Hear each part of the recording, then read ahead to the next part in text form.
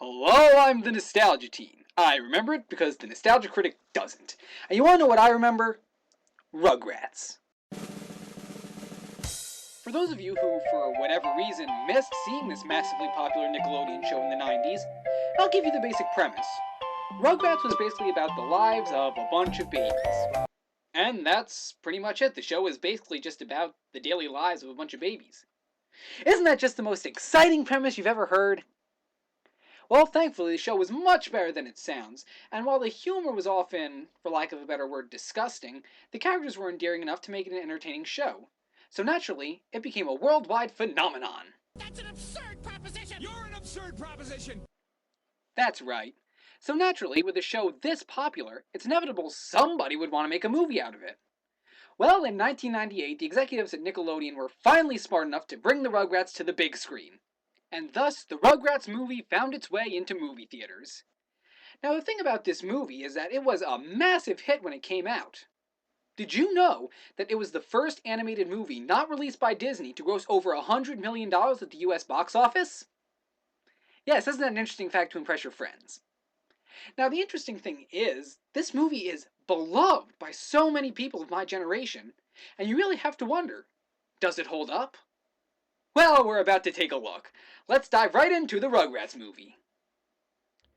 So the movie opens with the show's intro on a very, very small screen. I guess this is what we pay $10 for! Something we can watch on TV for free! This is gonna be fantastic, isn't it? But I guess the joke's on me because the opening ends up being a fake-out.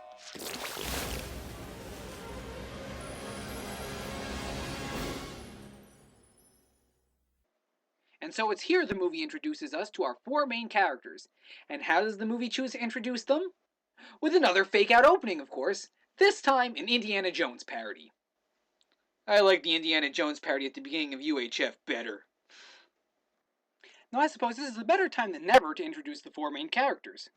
Tommy, the bald, supposedly brave kid. Chucky, the ginger kid who's scared of his own goddamn shadow. And Phil and Lil, the two twins who are pretty much just the same character, and you could merge them into one. But hey, who am I to complain? So you may be wondering what this Indiana Jones wannabe is after. Well, I'll tell you. He's after a gold statue of Chucky wearing wax lips holding up a dildo? And they come very close to it. Until...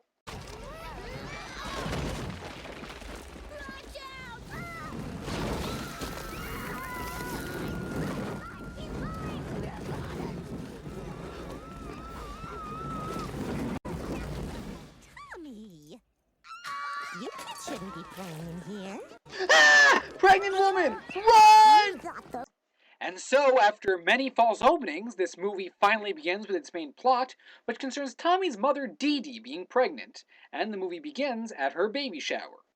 Oh, and I should mention that we're introduced during this scene to a little spoiled brat known as Angelica, who is for some reason dressed as Kermit from Muppet Babies in this scene, but we'll talk more about Angelica later, as all the mothers are way too busy discussing Dee Dee's soon-to-be-born child.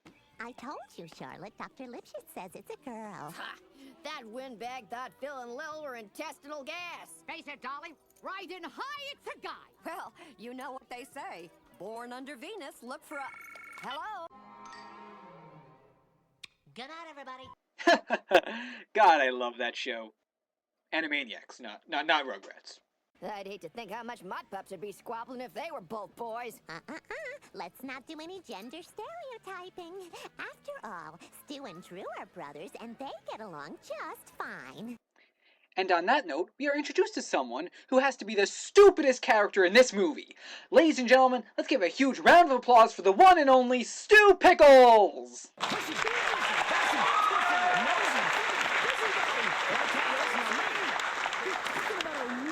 Stu, with benefits. I'm not gonna waste my life as a clock punching, paper pushing, bean counting. Oh, no offense. You barely make ends meet now. You got no insurance, no savings, and another kid on the way. You know what? Drew Pickles is completely right. He is completely right about this purple-haired asshole. My God, Drew, you are my new hero. You are the most realistic character in this movie. I bow to you. But I'm not going to bow. For now, at least. This is the Reptar wagon. The ultimate in toddler transportation. The perfect children's toy. The Reptar Corporation is holding a toy design contest, and the winner gets $500. Ooh. And there'll be plenty more if this toy's a hit. And I'll be famous. Oh, yeah. That's what you said when you built that stupid thing. Maybe Dactar was a little bit complex, but... A bit complex? A bit complex? How the hell is a little kid supposed to work that thing? It looks like a huge accident waiting to happen. Who would let a 7-year-old play with that?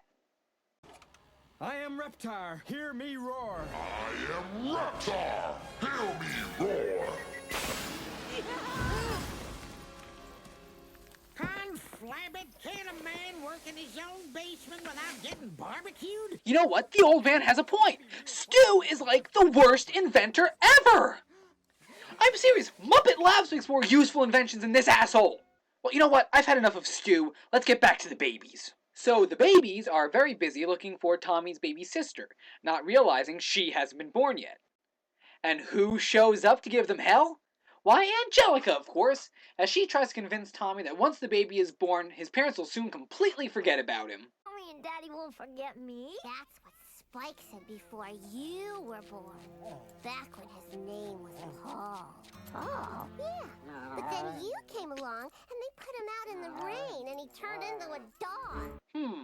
Well, that would explain why Brian Griffin talks. Shallow and pedantic. So after trying to mess with the babies, Angelica decides to go back out to the baby shower and try to compete with Susie. Like a birdie singing in a tree. More like reptiles screaming in your ear. A baby is a gift from above. A baby is a gift from above. You know, I'd find this more adorable if they were actually singing on key. A baby is very special. A baby is Betty, it's time. That's right, leave it to evil Angelica to send a woman into premature labor. So everybody heads over to the Dr. Lipschitz hospital. And you may notice Dr. Lipschitz's voice sounds a little familiar. Welcome to the Werner P. Lipschitz Center for Holistic Birthing, offering the modern parent the state-of-the-art in primitive birth alternatives. Hellfire, dark fire, now Gypsy, it's your turn. That's right, it's Frollo from Disney's The Hunchback of Notre Dame. Isn't it just comforting to know that a crazed judge also shares a voice with a child psychologist? We don't allow gypsies in this hospital. So as Dee Dee is finally sent to a room to give labor, the babies are still not convinced that the baby's in her womb and still go on a hunt for Tommy's apparent baby sister, which leads into what has to be the most random musical sequence in this film. Guys, help me pick one my mama likes. Where am I? How did I get here? Days very different than yesterday. So this is the world? I miss my old womb. This wallpaper here just ain't the same. All things here are meant for play. It's gonna be a real cool day. This world is something new to me. Real cool. This world is something new to me.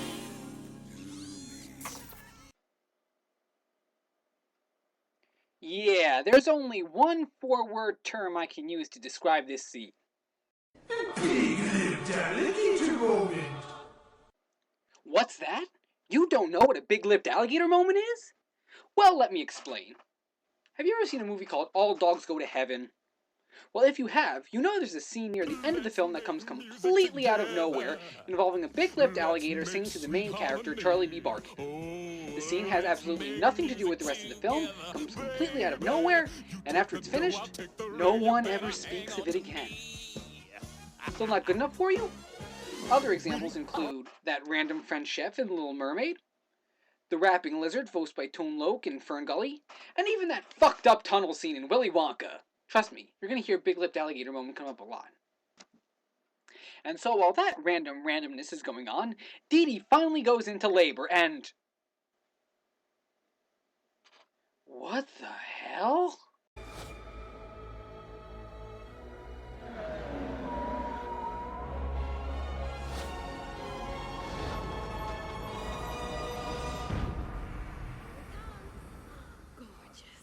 No! No, no, no, no, no, no, no, no, no, no, no, no, no. I can't let that get passed by me. What the hell was that? Seriously, what was that? Is this what babies see when they're leaving their mother's womb? Because it doesn't seem like something they'd see. I assume all they see is black and maybe some blood or something. No, they don't see some kind of motion simulator you go on at Six Flags. Just insanity. Not as bad as random singing babies, but still, pretty up there. So it turns out the baby is a boy, and apparently came out completely clean. Guess we won't be naming him And after so my his mother. parents have to decide what to name him. What about my cousin Dylan? Dylan Prescott Pickles. Dill Pickles. Yeah, I like it. Ha ha ha ha ha! Very funny, Dill Pickles. Pfft. Stu, of course you'd like it, you freaking moron. And so the two brothers finally meet for the first time. And wouldn't you imagine they hit it off oh so very well. Baby.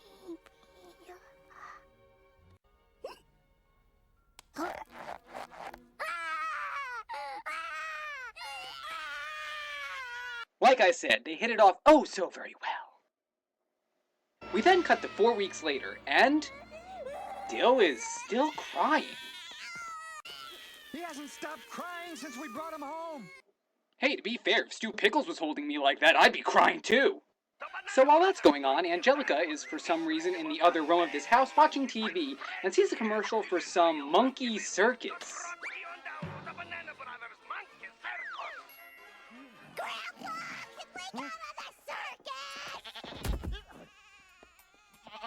It's enough of a circus around here already. If you think this is a circus, wait till Angelica gets to high school. Now that is a circus. So meanwhile, I guess in another movie, we see the owners of the monkey circus stopping to get some coffee. Now I do give this movie credit because unlike the Russians in Anastasia, these guys actually have Russian accents. I think coffee is better in St. Petersburg. In St. Petersburg, coffee drinks you! And so while the two circus owners are in the shop drinking coffee, the monkeys manage to hijack the train and promptly crash it into the woods. No, no, no! This is supposed to be taken seriously! And not have a fucked up second act. So after this random scene I guess we aren't going to make anything of, we get another scene of... Help. Another scene of Dill crying! All I did was cough. Why can't cartoon babies be more like Maggie Simpson? Just sit there sucking on a pacifier, don't say anything, don't go anywhere, just sit there sucking on that pacifier. But nope, we got Dill who just sits around crying all day. Well, hopefully the next scene is... Oh my god, this kid has only been in like 2 scenes already, I'm tired of him! No place for you to play. So, Phil and Lil, who, like the audience, have had enough of this damn kid, come up with a bright idea. I don't know. I bet he could take us to the baby store. Great idea, Lillian. We could take Dill to the hopsicle and get Tommy's monies back. And of course, we still have to have Angelica show up. Pony is so slow. We don't have a pony, Angelica. Then how come you told Mommy Aunt Dee Dee got saddled with a loser? Loser? Excuse me, bro. My tax deductions are crying. You can't deduct them if you don't have any income!